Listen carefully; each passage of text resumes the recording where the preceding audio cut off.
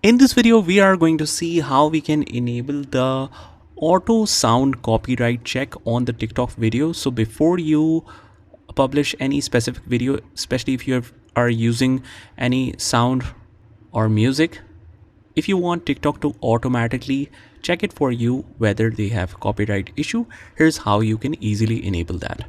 First of all, you click on the bottom right hand corner and head over to the profile section, and you click on the three lines from the top right and choose the TikTok Studio. And once the TikTok Studio is open, you will again click on the top right hand corner and click on this gear icon. And from here, you will see this option right here that says video sound copyright check.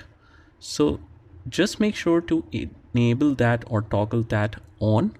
So this will check and help you prevent post from being muted or sending you strike by TikTok. So this is pretty helpful.